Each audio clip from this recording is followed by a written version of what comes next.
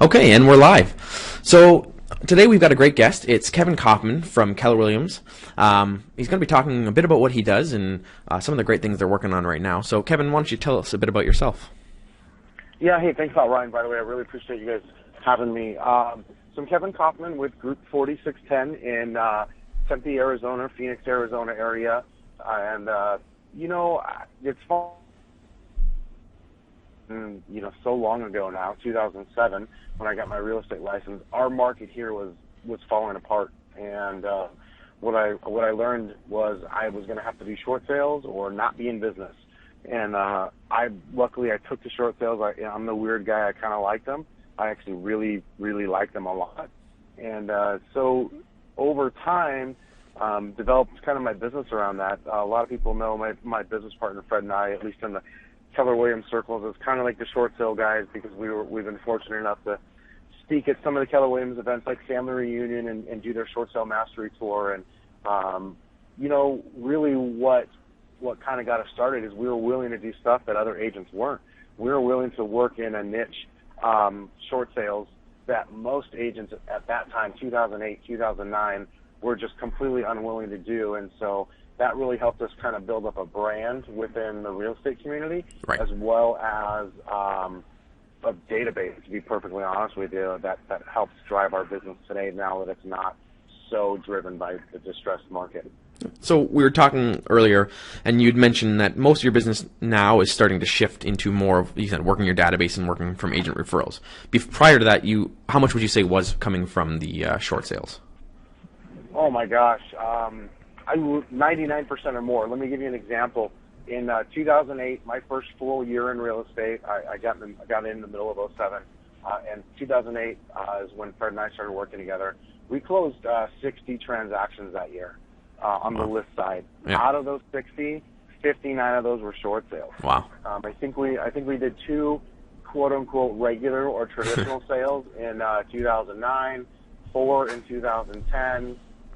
Maybe 5 or 6 in 2011, and it really wasn't until 2012 that we even broke double digits, and we did about, I think it was 25 or 30 of them in 2012. And now, as I was sharing with you prior, here it is, the end of 2013, and actually the majority of our new listings coming in are now traditional. We're still doing a lot of short sales because we focused on that niche so heavy and so hard for so long that we're still kind of known as the short sale guys to go to in Arizona. Right. But it's not the majority of our business anymore. So for you, what caused that shift to go from just doing short sales into this new market that you're focusing on? Well, luckily in Phoenix, let me give you an example. 2 years ago, the distressed market, so combining short sales and foreclosures, REOs, that made up anywhere from 65 to, say, 75 or 80% of the market. Today, it makes up less than 20% of the market. Okay. To be more specific, short sales make up less than 10% of the market. Most of our business has come through referrals, not even just now, but even back in the day. We just weren't as aware. 2010, most of our business was coming from referrals from clients and referrals from other agents. Right. And because just from the nature of that being the majority of our business, as the market has shifted, our business has kind of shifted with it, if that makes sense. Yeah, for sure. So, for those of you, for the listeners who don't know who you guys, can you give an example of the number of business that you got, the number of transactions you guys are doing? Because you guys are doing a pretty large scale operation. You guys have. Yeah, in fact, I figured this out today for a business meeting I was at. We've closed just a hair under 1,000 transactions in 2008. So Fred and I started working together, Fred Weaver, my business partner, in February of 2008.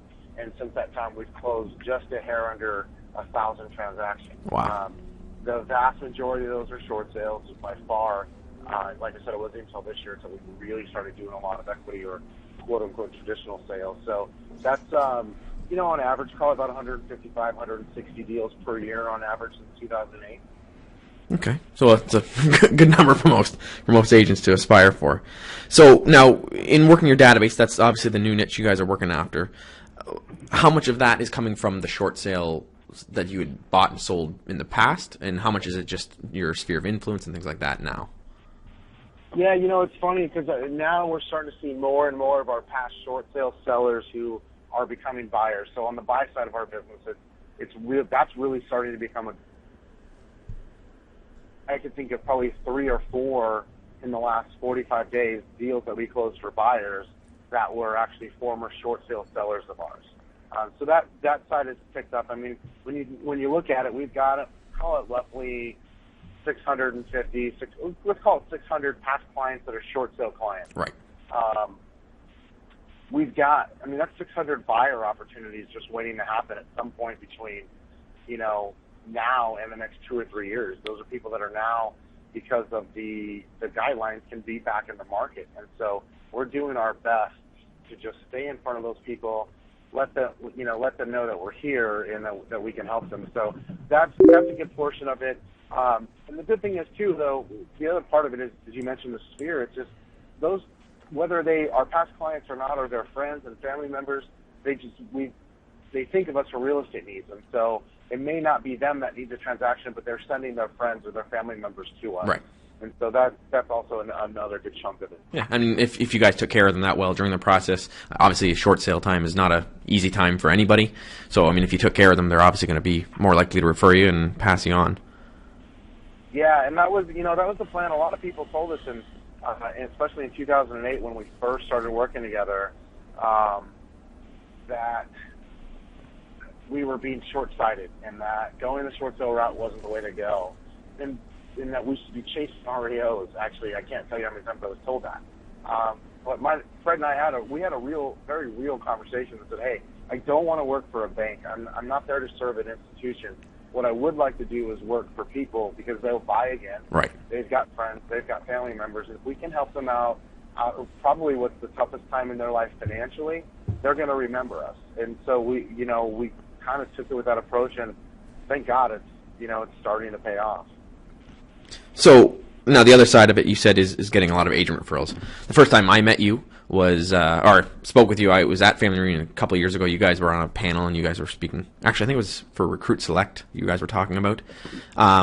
So you obviously are well known within the real estate community, especially in Keller Williams. So what are you doing to get business from other agents that way?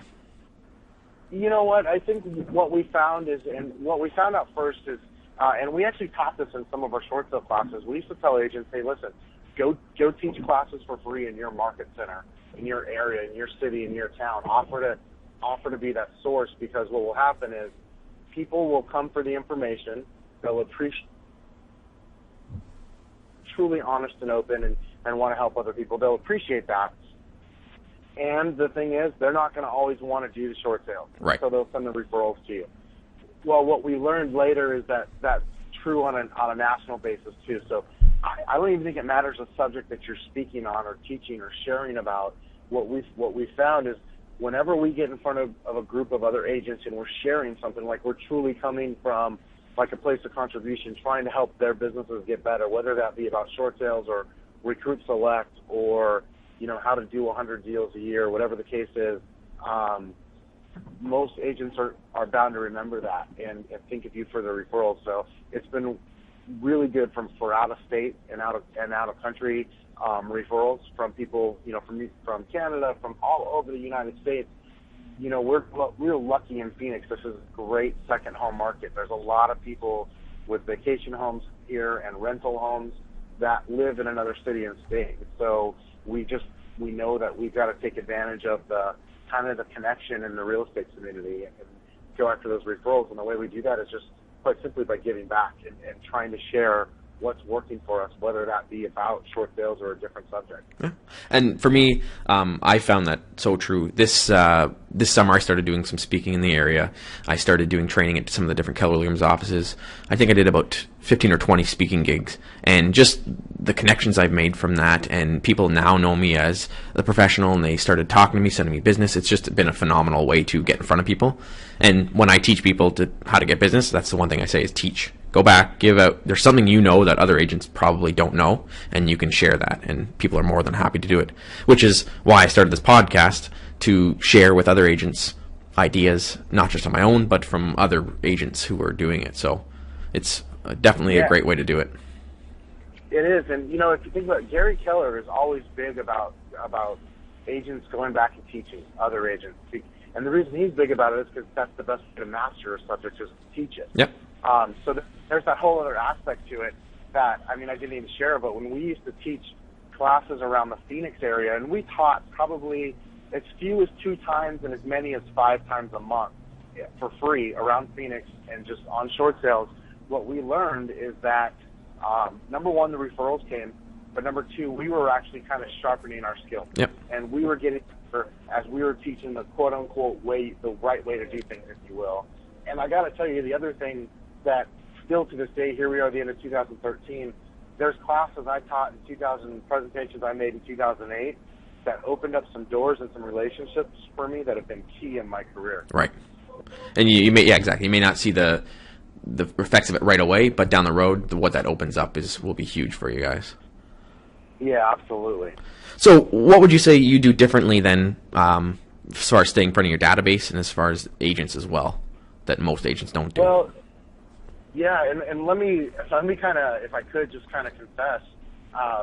A year ago today, if we had this conversation, Ryan, I wouldn't be able to be as clear and direct, right, and have as much clarity in it, because I didn't even know this. Like I told you, we were getting our business from our database and from agents for years. We just weren't totally aware of that. Right. So about a year ago this time, we actually did research on our closings and where they were coming from, and we found where they were coming from, and which I've already shared with you. Yep. So what we said is we've got to start taking care of these people. We've got to take care of our clients, our data.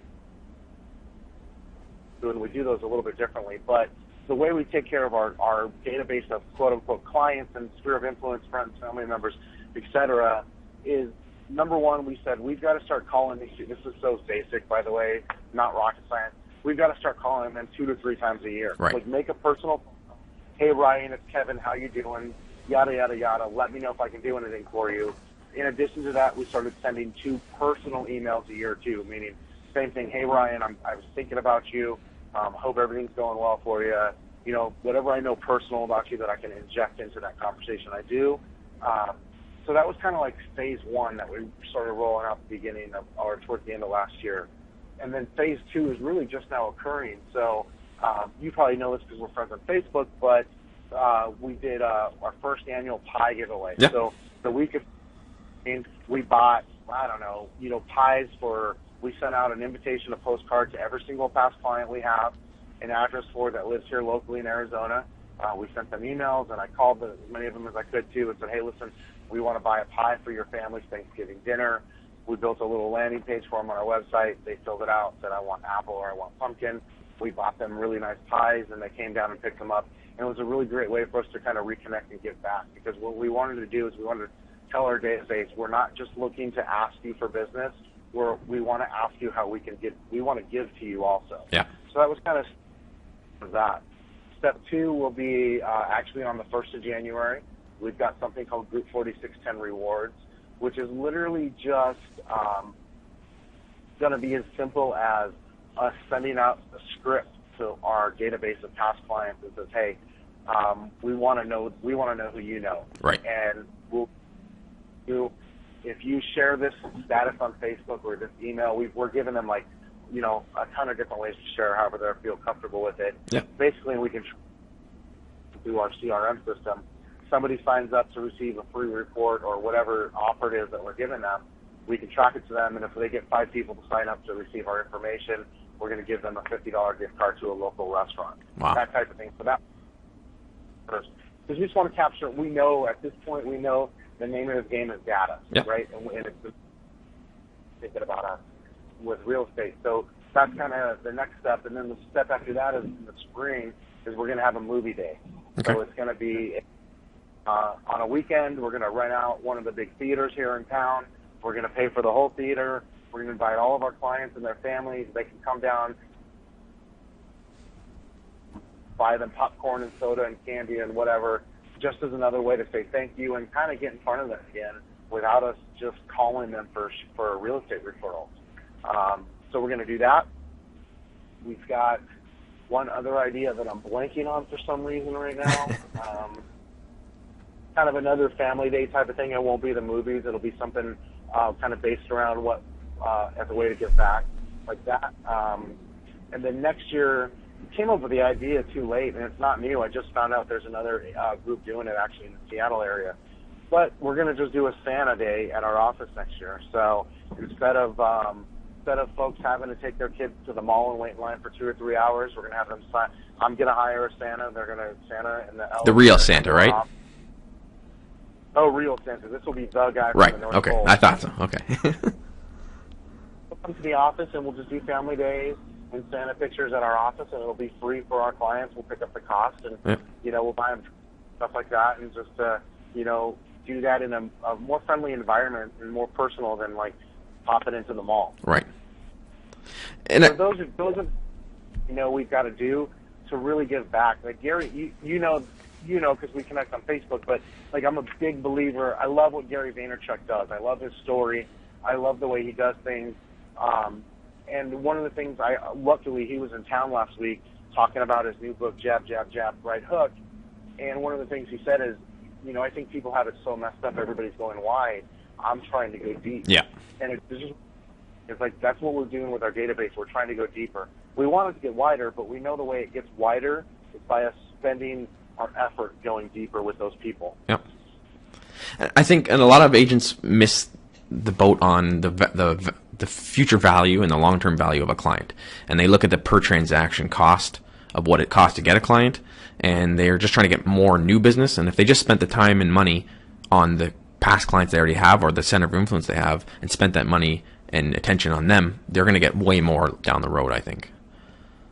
Oh, guaranteed. It's funny because I spent some time this year really evaluating our model and going, are we doing the right thing? And I met with some people that have, they operate very differently than what we're talking about operating. Yep. And it doesn't work because these guys are very successful. I mean, one guy sells 300-400 houses a year, another guy sells 700-800 houses a year. Yeah. I'm talking, that model works for them, but it works for them. That's what they're comfortable doing. Yeah. And it's kind of like the thing in real estate, right? You just got to pick what is it that works for you? What is it that you like to do? Because all of the things that we've heard about work. Yep. It's a matter of if you do it or not. And that's exactly what this podcast is about, is saying, pick something, do it well, and do it often, and the more you do that, the better you're going to get at it. And the problem with a lot of real estate training is there's so much out there, and I always say this when I talk to agents, is the great thing about real estate is the worst thing about it is there's so many opportunities and so many different types of people that come in this business that everybody does it differently. If you look at teachers or doctors or police officers, most of them have the same type personality and they all do the same kind of thing and they attract the same type of person. With real estate, it's everybody from all walks of life. And the great thing is you can do business from all walks of life. So I would say just do one thing and find it and master it and own it. Yeah, that's so true. Well said. So from the future-wise, you gave some of the ideas that you're working on. Where do you see your business going then for you guys? Well, so let me give you an example. So this year was actually a kind of a quote-unquote down year from a number of units. Right. We're gonna sell 150 units this year as our market's shifted. Now, overall, our market went backwards a little bit. Not that much. Right. Not as much as we. But it's a shifting year for us. We've shifted from a staff standpoint, from a just going, hey, man, we got to pay attention to our database. So we know our foundation. We believe that our foundation is 150 deals a year, meaning if we just didn't do anything different, we'd be doing 150 deals a year for the rest of our life. Right. And to be honest, that's okay. That's great. Our price points are not as good as yours. Yep. So that's awesome, but it's a good living, right? And yep. we could go on, yep. but the is Fred and I get bored easy, and so we need more. So our goal next year is to do 300 transactions, and I don't know if going from 150 to 300 is doable or not.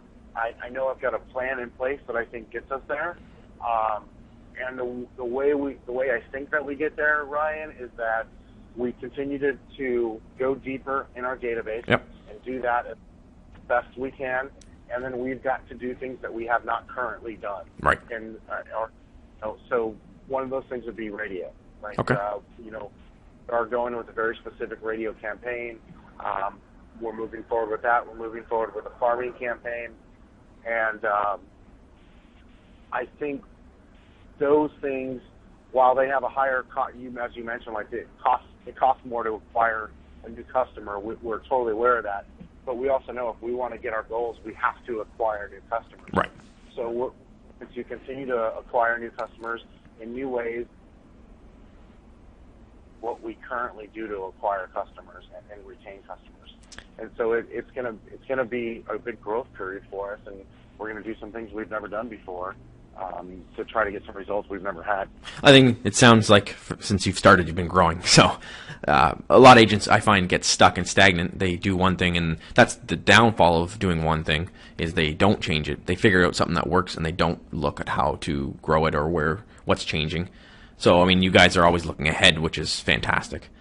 The one thing, important thing I think you brought up earlier was you mentioned how you went back and looked back at your business of where it was and where it came from. And I find a lot of agents don't reflect on that, and they assume that a lot of their business is coming from A, and really when they look back at it, a lot of it's coming from B. And if you look at that, you can kind of see where your business is going or where it should be going. So, yeah, I completely agree with that. Most agents just don't. I mean, it's not even real estate. I'm in a couple networking groups and stuff like that. I know a lot of other business owners outside of real estate, and the thing that I've noticed is it's not just real estate agents, but it seems like the majority of small business owners are not necessarily in tune with what makes them successful. For sure. Yeah. So it's just something that it's a reminder to me to make sure I am successful. And if I could go backwards for a minute, because you said something that sparked something for me. Yeah. Gary Keller this year at Family Reunion, but at Mega Agent Camp, was kind of talking about the evolution of what he calls them, the mega agents, the real estate agent that does a massive amount of business. And something he said got to me, and I've heard him say it before, just it never hit me like this, but he mentioned how the agent that really becomes massive over time is the agent that masters something. Right. And then they've got it mastered, they can maintain that level, and then they go add the next thing. So maybe the first thing is cold calling for, FISBOs or whatever the case is, and for sale. And then the next thing is maybe it's radio, right? And so then they add radio. Yeah. And then so 2 or 3 years later they add farming, and they keep all those things running. They don't go to the next thing until they got the first thing mastered, and they don't stop the first. They do the next thing. Yeah. They keep doing a high level, right? And so Gary's whole point was that is when you do that over time, 12, 15, 20 years, that's how you grow a massive real estate business. It's like something new, quote unquote, perfecting it, if you will, if that's even something that we can do, but getting really good at it. Yep. And at that level, and then adding the next thing. But it's not like let's go do 10 new things tomorrow. It's let's do this one thing really amazingly right now, and then when we can put that on autopilot, that's when we go do the next thing. Exactly, and that's what this show is all about, because a lot of agents, they think they're going to miss out by not doing all those things. They think if I'm not doing door knocking, if I'm not doing open houses, if I'm not doing newspaper advertising, if I'm not doing a billboard, I'm going to miss out on all that business. And they just are short-sighted in that. They're looking for a piece of everything. And it's exactly like you said, if you do one thing and get good at it, then you can add to it and build on that. And when you do that, that's when you grow the foundation of a serious business. So. Absolutely. Okay, so just wrap up quickly. So why don't you always finish off with a golden nugget? So why don't you give us a good takeaway for our listeners to from your experiences and what you guys have learned, something that we can take away. What I've learned the longer I've been in the business, and which is really funny to me, because when we started teaching classes, one of the points we emphasized was the fact that we were closing a lot of deals, and I hadn't even had my license for a year. And I've now had it for, since 2007. So I'm trying to do math in my head, 6.5 years. What I've learned in my 6.5 years is that it really comes down to the basics. And you actually just nailed. You kind of stole my thunder in a way, Ryan. It's the fact that it really is the basic things, and there are so many things in our industry that work if we're just willing to do them. They're not always sexy, and they're not always fun, and they're not always the cool thing to do, But man, I gotta tell you, while I didn't build my business this way, I certainly know a lot of people who did by just picking up the phone and cold calling people. And I know a lot of people who did it from FSBOs and from knocking on doors and from farming and from internet marketing and things like that. And it's just impossible to be good at all of that from the get-go. So I think what you have to do is just understand who you are, understand who we are as people, and then go do the thing that complements your behavior, your skill set the best. Make that the first thing or two that you really build on before doing something else. And you've got to be able to say no to all the distractions, because there's a lot of distractions in our industry. You really do. And in fact, there's a gentleman by the name of Russell Shaw, who's quoted a millionaire real estate agent, I'm sure as you know, and they've heard of him. He's a friend of mine. Russell, one time in a conversation, and I think it's also on one of his blogs, pointed out the fact that he thought the problem with most agents is that everyone wants to think outside of the box. And the problem with thinking outside of the box is that most agents don't take the time to think inside the box first. Right. And I just think it comes down to that, thinking inside the box first. Yeah. Okay, so for the people listening, what's the best way to get a hold of you, find out what you're doing, and see what you guys are up to? Best way is kevinandfred.com. So we used to have a blog, as you know, called Short Sale Power Hour. We kind of got tired of talking about short sales all the time. And, after about 1,000 videos, we got tired of it. So we now have a blog that, to be perfectly honest, we don't post to on a regular basis. It's probably 2 to 3 times a month. But it's about real estate. Sometimes it's about short sales. Sometimes it's just about something that hit us, struck us, that helped us in our business. So kevinandfred.com is really the best way. There's a contact us that if you just click that, it sends an email to me and to Fred directly. So we get a lot of questions and stuff like that through there. That would be the best way, kevinandfred.com.